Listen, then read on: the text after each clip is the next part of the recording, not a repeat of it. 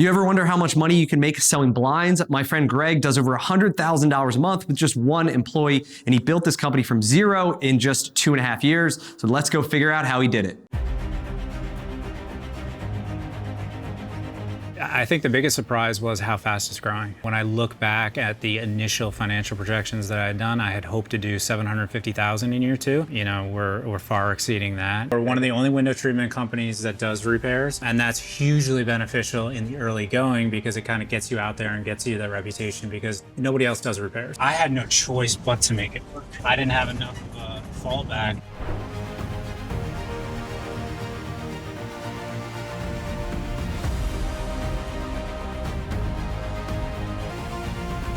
So tell me about this customer. Yeah, so this is a repeat customer. We originally got a call probably about 6 months ago now. We came in and we did honeycomb shades or cellular shades. This particular customer knew exactly what they wanted when we came in, and basically just cordless lifts all over the building.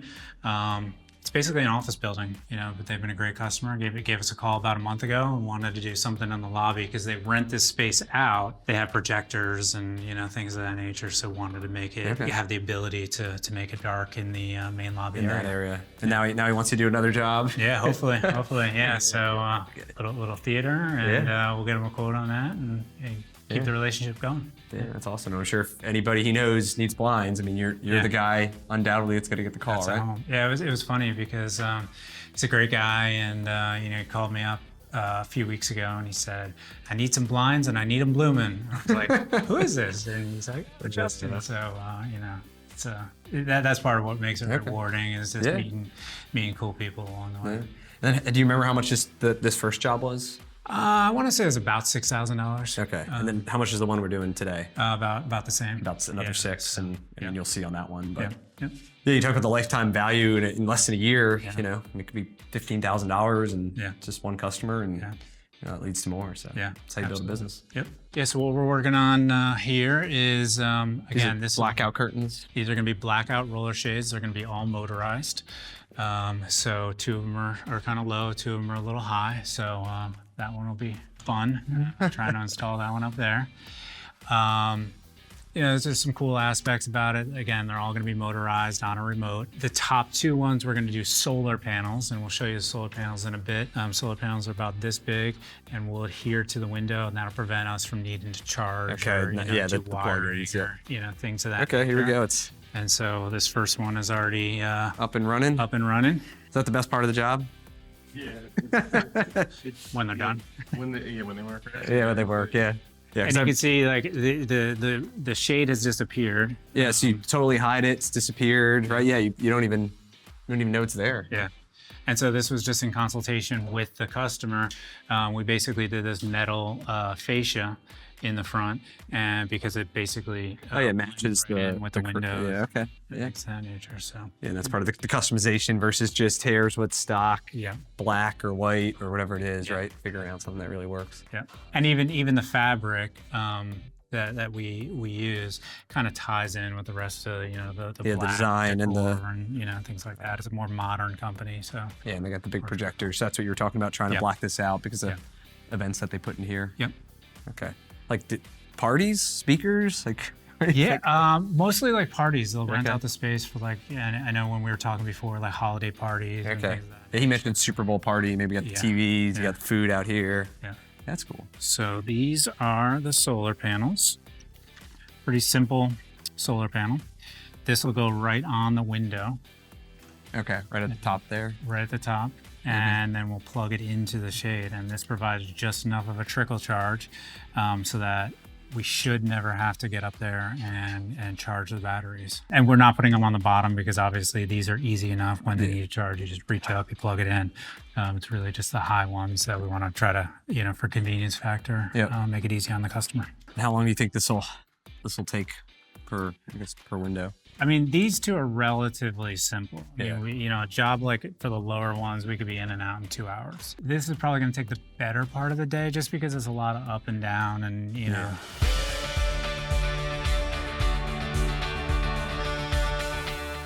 How much like interior design skills do you need or someone need, or just kind of the homeowner normally kind of know what they want versus looking to you to give an opinion on it? It's a combination of both, and it's something I kind of have learned over time. Once you get out to enough homes, you sort of get this idea of what looks good, what doesn't look good, and then a lot of times it's like, I try to read. This is where the people smarts comes into that hungry, humble people smarts. Is like some people, like they want to be making the decision, and you're just kind of guiding them, and other people are really looking to you. And so my philosophy has always been, if I wouldn't do it in my own home, I'm not going to do it in yours. Yep. And unless they really know that that's what they want to do. But sometimes people select things and you might go, are you sure? Because if this color, if you're not changing the wall color, you may want to rethink that one. Maybe that's not the best idea, and things like that. But being gentle about it, and just kind of reading what that customer needs and matching up.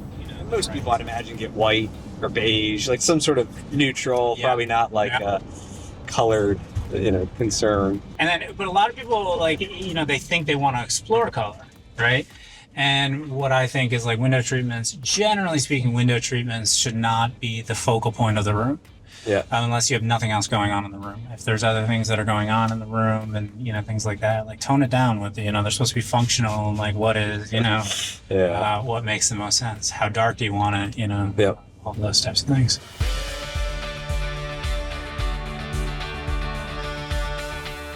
All right, so show me what's going on here. Yeah, so we are a completely mobile-based business, so there's no showroom or anything like that. Basically, we set up appointments with customers. We go out to their homes. I should also add that it's a call center associated with the franchise that sets up most of the appointments. And these are all the sample books. So we have all kinds of different manufacturers that we choose from. So you go to someone's house. Yeah, these are hand samples. Okay. So if we were showing them faux wood blinds, for example, we pull out this hand sample, show them all the different colors and different features of these faux wood different colors. Blinds. Bright cream gray. Yeah. Really cool features. No route holes in any of this, things of that nature. Once the customer kind of decides on what they want, we go around, we start measuring. Yep. All goes into a system where it's spitting out pricing, and then we go over the pricing right on the spot with the customer and let them, make a decision. Okay. One of the things I love about the franchise, we are not pushy. We don't upsell.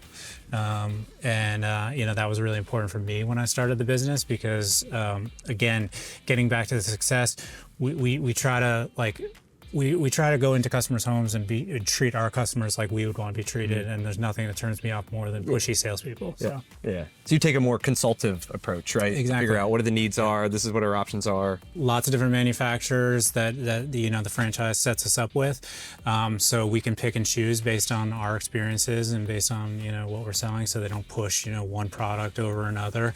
It's great in that aspect as well.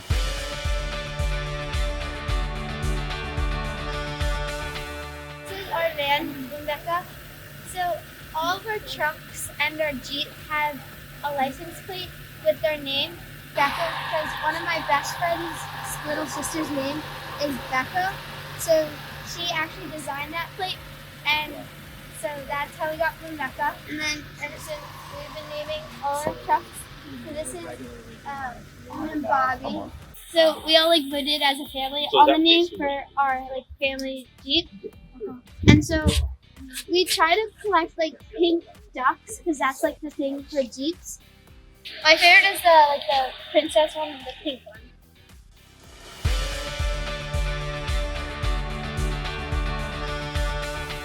How long have you been doing this? Yeah, so we've been open for just about 2.5 years now.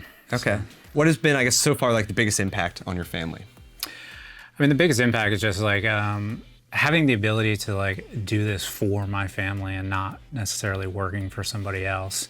And then just, mentally, I'm just a whole lot happier than, what I was doing before. So it's been great. What'd you do before this? So before this, I worked in urban education for nearly 20 years, the last 13 of which I was running a charter school in Trenton, which I loved for many, many years. Yep. But, the pandemic hit and I knew I needed to do something different, for for my family and for myself mentally. Okay. So this was the first business that you kind of ever had? Yeah, absolutely. Okay. Yeah. And so then why'd you choose, I guess, franchising, and then why blinds of all things? Franchising, I didn't know a whole lot about. When I initially started this process, I thought it was all Burger Kings and Starbucks. Yeah. And somebody had reached out to me, and we just kind of, we started talking and started going through the process and going through a process of elimination. I think I looked at about 8 different franchises through the help of a franchise consultant and narrowed it down to window treatments. Now, initially, window treatments were not on the list. I really didn't understand fully the opportunity that there was in window treatments. But when I went through the first round, for a whole host of reasons, I kind of circled back, and window treatments then popped up on the second round. And what are some of the aspects that got you excited? The first aspect that I think was like a requirement for me at the time was that I was really looking for a business where I could be a semi-absentee owner. I planned to do consulting full-time, and so I didn't think I was going to be doing this full-time. It was going to be a side hustle. Yep. You know, long story short, now I'm doing this 95% of my time, but that was a requirement. The other thing is we can do a lot of revenue and a lot of sales with very few employees. Okay. After managing a team of 150, I was looking forward to managing a team that was much, much smaller. And so last year we did just under 1.2 million in sales with myself and 1 full-time installer. So it's you and 1 employee doing over $1 million a year? Yeah. In your second year? In second full year. What has been the biggest surprise so far in running the business, now that you've been in it for 2 years, that you didn't really expect maybe when you got started? That's a difficult question. I mean, honestly, I think the biggest surprise was how fast it's growing. Yeah. You know, when I look back at the initial financial projections that I had done, I had hoped to do 750,000 in year 2, and I thought that was optimistic. And you know, we're far exceeding that, and so that's probably the biggest surprise. And so, I guess, why do you think it's grown so fast? Is it referrals? Is it the marketing works better than you thought? Like, what do you think some of the reasons are? I think it's all of it. I mean, you know, a lot of it is just basic blocking and tackling. You know, it's coming from my experience, you know, again, running the charter school, we were a $15 million organization, had constant, you know, ability to, you know, facilities renovations and things of that nature. And what I found was you'd call contractors and half of them wouldn't even show up. And so half of the battle is just good communication and just showing up when you're going to show up and doing what you're saying you're going to do. And if you can do those things, I think a lot of the business starts to take care of itself. You know, now that it's kind of a snowball effect. Now that we're kind of up and running and gaining that reputation, we get a lot of referrals. It's still the number one, you know, thing in marketing, but we're still getting that organic business in terms of Google and things of that nature.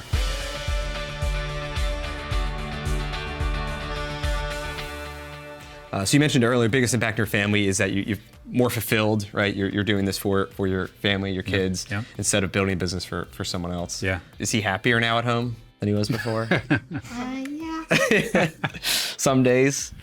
He's home a lot more. He's home a lot more? Yeah. He had a strict schedule when he was like working there. And we had to get up really early for school, and I didn't like that. Okay. So now there's more flexibility, right? Because you own a business, you kind of make your own hours to a degree. Yeah. I mean, obviously you have customers and stuff, but what have been the biggest differences, you think, since your dad started this? One of the best parts about him, like quitting his old job, is when he quit it, he got to throw the first pitch in a baseball game. Yeah. That was the highlight. And like Emma said, like there's more flexibility. And old job, it was like we'd be home alone for like 5 hours. Now it's like sometimes we're not even home alone. Do you guys talk about the business at home? Sometimes. Yeah. Like at the going over, do you tell him about customers, some difficulties, some wins? Yeah. Has he shared any crazy stories with you? Yes. Well, he's like, there's like animals, like dogs that like tear the blinds. Like, he showed us pictures of that. Do you guys want to own a business when you guys grow up? You want to work in your dad's business? I want to become an interior designer when I grow up. Okay. I'm probably gonna run it like not all the time because I want to like run track at Oregon. What happened to owning Amazon? Oh, that wasn't kindergarten. Yeah, whether or not they end up in window treatments, that's not, but I just think the aspect of running a business and doing something for yourself and for your family is something I really, really want them to learn, because there are obviously additional benefits to being a business owner besides just the flexibility and things of that nature. Yeah, even like, I have an 8-year-old, and we talk about our business all the time and try to go over some numbers and try to get her to understand, math and communication and all the challenges we deal with customers sometimes, and some of the other problems that she is curious about knowing if it got resolved. So that's awesome. Where do you see the business in 3 years? I mean, like I said before, it's continuing to snowball. So I'd be, within 3 years, I'd be surprised if we're not a $3 million business. I just want to continue to grow it at a reasonable rate, adding those essential pieces kind of as we go, and taking advantage of opportunities as they come. Awesome. Cool.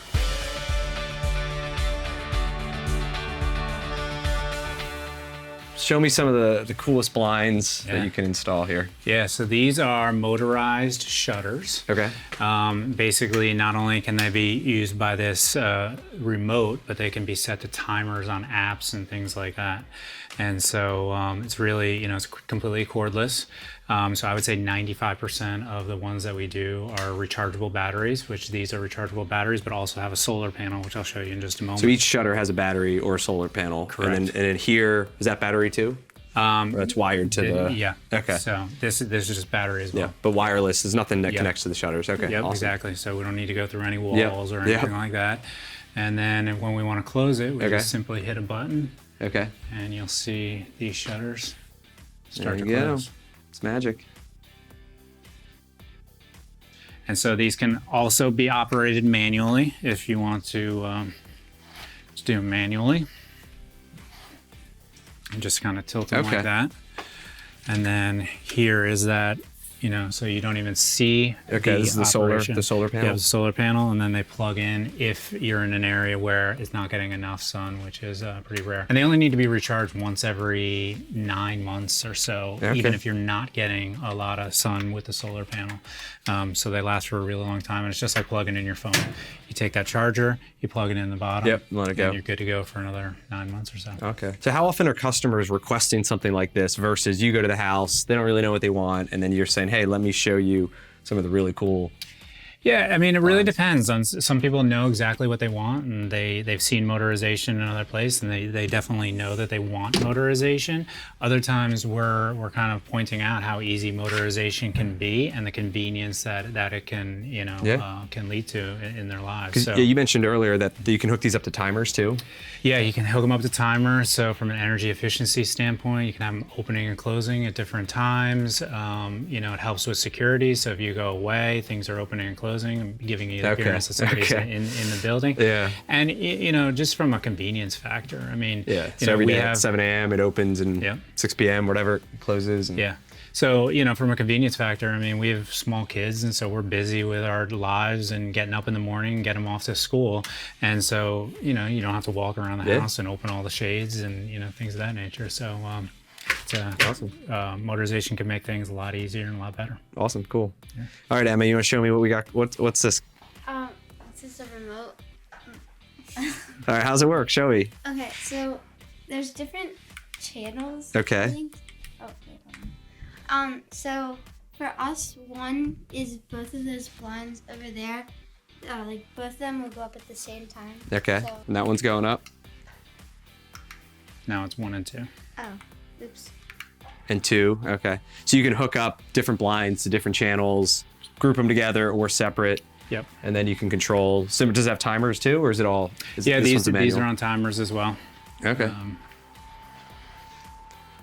Do you find that more and more customers want to get more of the high-tech blinds than traditional manual one? Absolutely. I think a lot of people want to install things themselves and they don't really know what's out there, or they don't want to spend the money for things. But those customers, we get a lot of calls because motorization for somebody who's not doing window treatments every single day, it becomes a little overwhelming. So that's when they call us.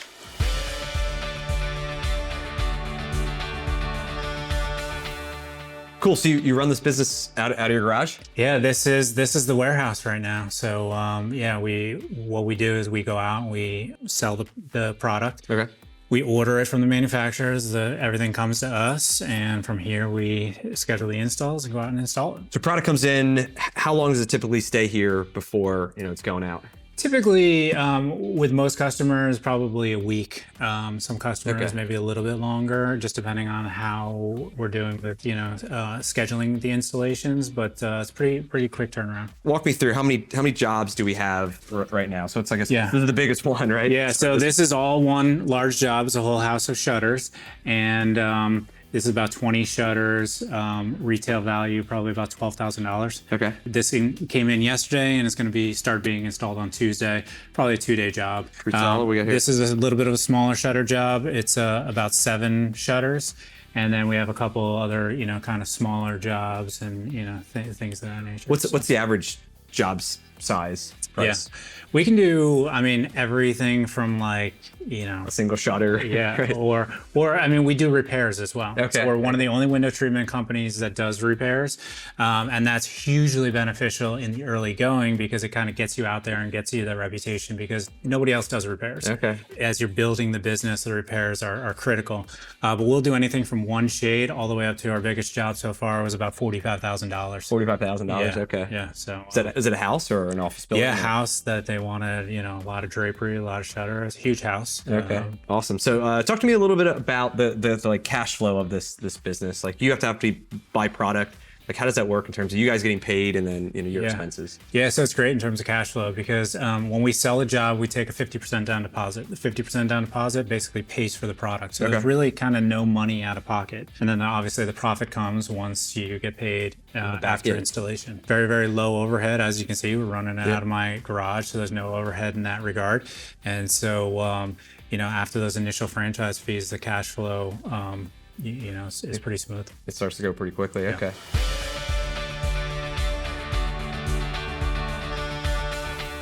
This is your point of sale, right? You run the whole business pretty much off this iPad? Yeah, absolutely.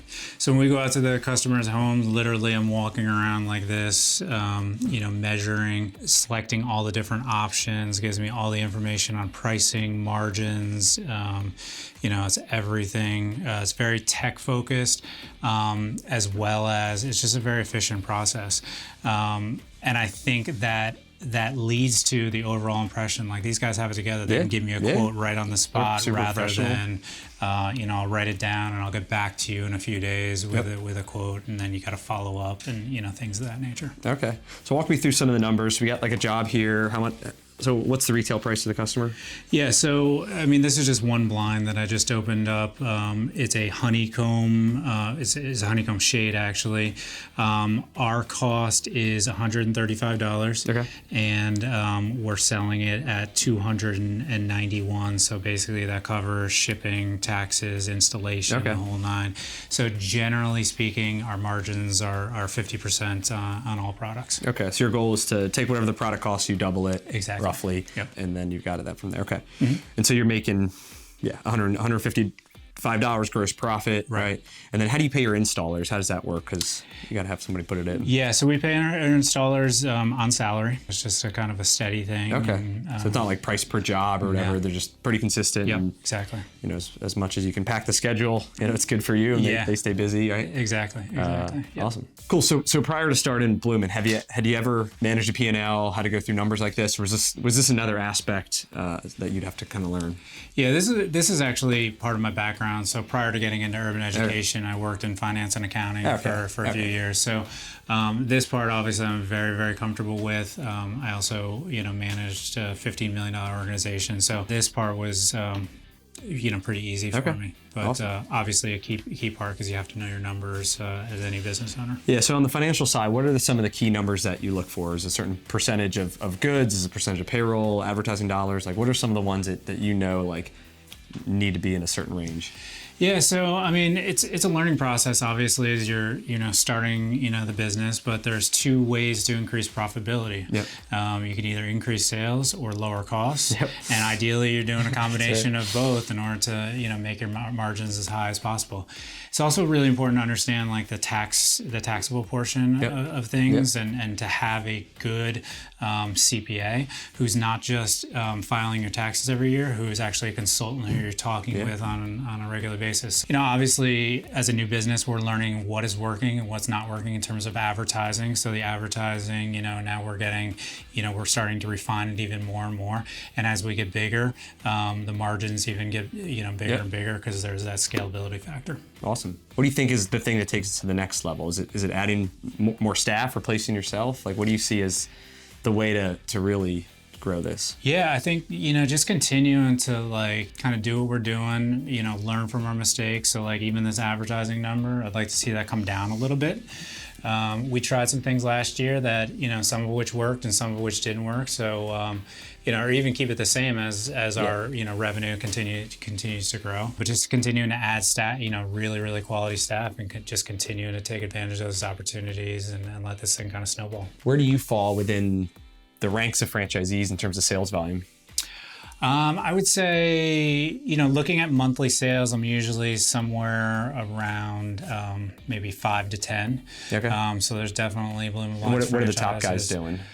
There's some guys that I've seen do 300,000 in a month. Yep. So you translate that over the course of the year, they're doing 3 million. Yeah. And there's no reason why we can't do 3 million in the Philadelphia region.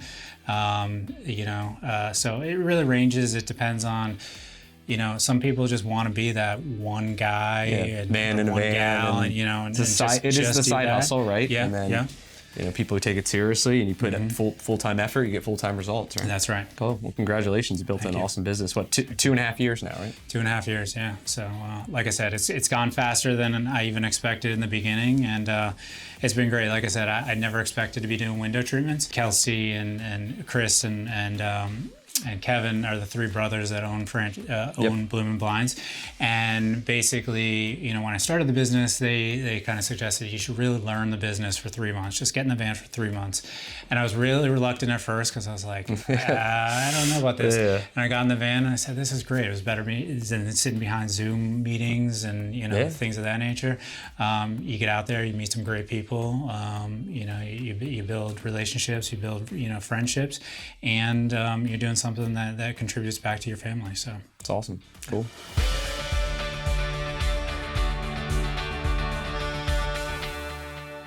Cool. Thanks again for showing me your business. It's pretty impressive what you built just in 2.5 years. I'm super excited to see you continue to grow this. Yeah, thanks. Thanks for coming out and spreading the word, and I really appreciate it. And it's been a fun ride so far, and hopefully that ride will continue. Awesome.